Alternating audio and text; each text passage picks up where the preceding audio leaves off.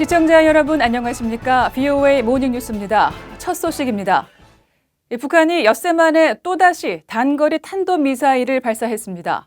한국 청와대는 다시 정의용 실장 주재 국가안보회의를 열었는데 이번에도 보도자료를 통해 한반도 평화에 부정적 영향을 미칠 수 있다는 우려를 표명했습니다. 서울에서 안소영 기자가 보도합니다. 북한이 6일 만에 또다시 미사일을 발사하자 한국 청와대는 5시간 뒤 정의용 국가안보실장 주재로 국가안전보장회의 NSC 긴급 상임위원회의를 소집했습니다.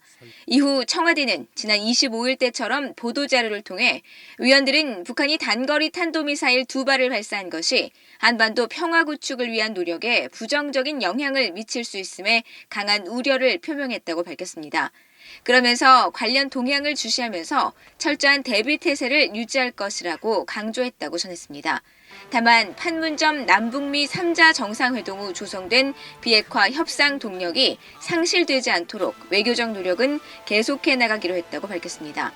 앞서 한국합동참모본부는 북한이 31일 새벽 5시 6분과 5시 27분경 원산 갈마 일대에서 동북방 해상으로 발사한 단거리 탄도미사일 2발을 포착했다고 밝혔습니다. 또 고고는 약 30km, 비행거리는 약 250km로 추정했다면서 정확한 재원은 미한 정보당국이 정밀 분석 중이라면서 북한의 연이은 미사일 발사는 한반도 긴장 완화 노력에 도움되지 않는다며 중단을 촉구한다고 밝혔습니다. 한국국방연구원 개최 국방포럼에 참석한 정경두 한국국방장관은 미사일의 정점 고도가 과거와 비교해 낮다면서 우리는 발사체를 모두 포착했고 대응 조치도 완벽히 수행하고 있다고 말했습니다. 그러면서 북한이 도발한다면 우리의 적이라고 말했습니다. 또 지난 25일 북한이 발사한 미사일의 궤적이 새로운 형태를 보여 요격이 어렵다는 일각의 지적에 대해서는 어려울 수 있지만 한국 방어자산의 요격 성능 범위에 들어있다고 반박했습니다. 아세안 지역 안보포럼 외교장관회의 참석을 위해 출국 전 기자들과 만난 강경화 외교부 장관도 북한의 미사일 발사에 우려를 표했습니다.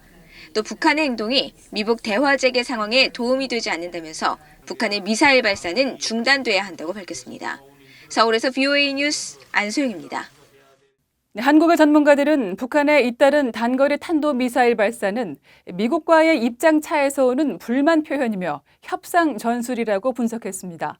신범철 아산정책연구원 안보통일센터장은 31일 VOA에 적어도 미한 훈련이 종료될 때까지 북한은 자신들의 주장을 관철하기 위해 이 같은 행동을 이어갈 것이라면서 표면적으로는 미한 훈련을 이유로 내세우지만 사실상 미국과의 협상을 앞두고 입장을 피력하기 위해 도발에 나선 것으로 분석했습니다. 김현우 국립외교원 교수는 북한이 미국과의 3차 정상회담을 열려면 실무 협상을 통해 협상안을 도출해내야 하는데 최근 미국 재무부가 제재 대상을 추가하는 등 간극이 더 커지자 그에 따른 불만을 표출하기 위해 또다시 미사일을 쏘아 올린 것 같다고 말했습니다. 북한의 잇따른 미사일 발사에 대해 미국 행정부는 북한의 상황을 지켜보겠다는 입장을 밝혔습니다. 아세안 외교장관 회의 등에 참석하는 마이크 폼페오 국무장관은 또다시 협상 재개에 대한 기대감을 나타내면서 협상을 위한 사전 준비 작업이 일정 부분 진행된 점도 밝혔습니다. 박형주 기자가 보도합니다. 미국 정부 고위 관리는 북한의 이번 미사일 발사에 대해 관련 보도들을 알고 있다고 VOA에 밝혔습니다. 그러면서 우리는 계속 상황을 주시하겠다고 강조했습니다. 북한이 지난 25일 단거리 탄도미사일 2발을 발사했을 때와 같은 반응입니다. 아세안 외교장관 회의와 아세안 안보포럼에 참석하기 위해 태국 방콕으로 간 마이크 폼페오 국무장관은 미북 실무 협상이 너무 늦지 않게 시작될 것으로 생각한다고 밝혔습니다. 폼페오 장관은 기내 인터뷰를 통해 실무협상 재개 시점에 대해서는 말할 게 없다면서도 매우 기대한다며 이같이 덧붙였습니다. 이어 미북 정상이 판문점 회동에서 협상을 몇 주 안에 시작할 것이라고 말한 점을 상기하며 그보다 더 걸리긴 했지만 일부 사전 작업이 있었다는 점도 언급했습니다. 그러면서 날짜를 정하고 싶진 않지만 너무 늦지 않게 스티븐 비건 대북 특별대표가 북한의 새로운 파트너와 마주 앉길 바란다고 밝혔습니다. 전날 미 정부 당국자가 지난주 판문점에서 미북 접촉이 있었음을 확인한 데 이어 폼페이오 장관도 실무 협상 재개를 위한 양측 간 조율이 진행 중이라는 점을 시사한 것으로 보입니다. 앞서 미 정부 당국자는 북한은 당시 접촉에서 머지않아 실무 협상을 재개할 의사를 백악관 국가안전보장회의 NSC 관계자에게 전달했다고 밝혔습니다. 폼페이오 장관은 이번 ARF 기간 북한 측 상대와 만날 의지가 있다는 점도 강조했습니다. 북한이 이번 행사에 참석할 것으로 예상하지 않는다면서도 만약 온다면 리용호 북한 외무상과 만나길 기대한다고 말했습니다. 앞서 일부 언론들이 리용호 외무상이 이번 ARF에 불참할 것이라고 보도한 가운데 북한 당국은 이와 관련해 공식적으로 언급하지 않았습니다. VOA 뉴스 박형주입니다. 유엔 안보리 상임이사국인 프랑스는 북한의 잇따른 탄도미사일 발사를 규탄한다고 밝혔습니다.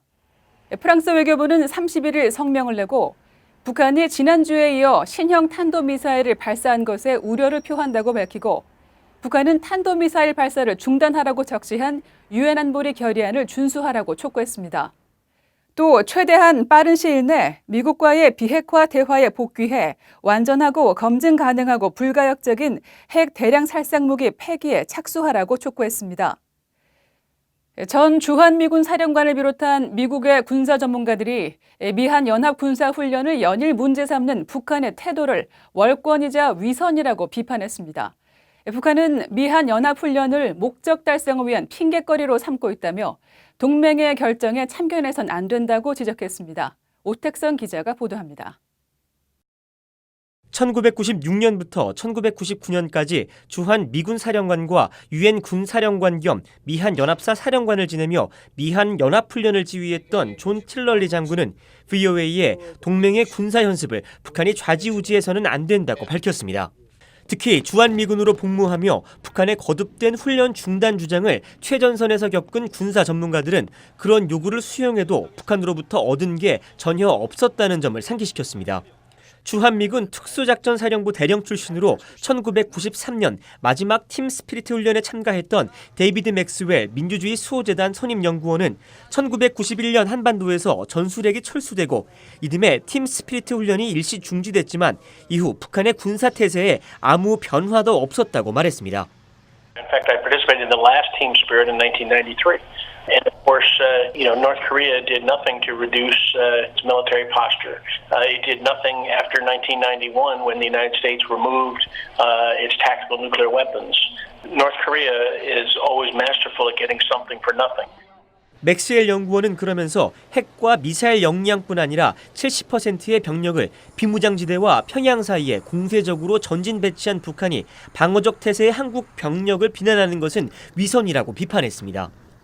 로렌스 코브 전 국방부 차관보는 미한 연합훈련의 규모가 이전보다 축소됐는데도 북한은 너희가 여전히 침략을 준비하니 우리가 무기를 개발하는 것이라는 논리를 내세우고 있다고 지적했습니다. But still, they're looking at them, well, you're still preparing to invade us, and so we're going to have to keep developing our weapons. 마이클 오헬론 브리킹스 연구소 선임연구원은 미한 연합훈련을 어느 수준으로 축소하든 북한이 핵과 장거리 미사일 실험 유예를 깰 시점은 여전히 불확실하다고 말했습니다.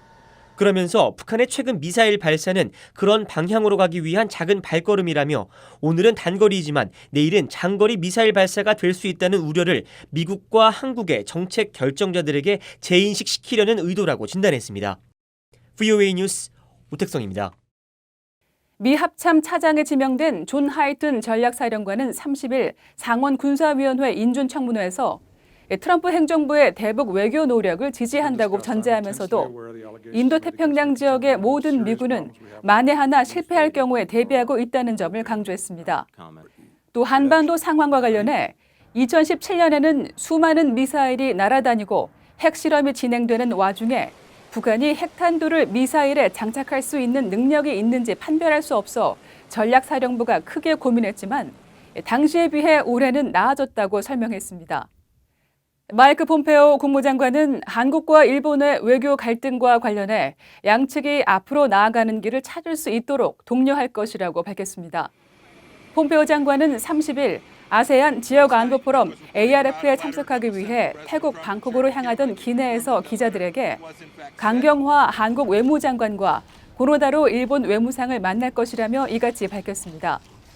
폼페오 장관은 그러면서 일본, 한국 측과의 양자 회동과 별도로 미한일 3자 외무장관 회동을 가질 계획이라고 밝혔습니다. 이상으로 VOA 모닝뉴스를 마칩니다. 시청해주신 여러분 고맙습니다.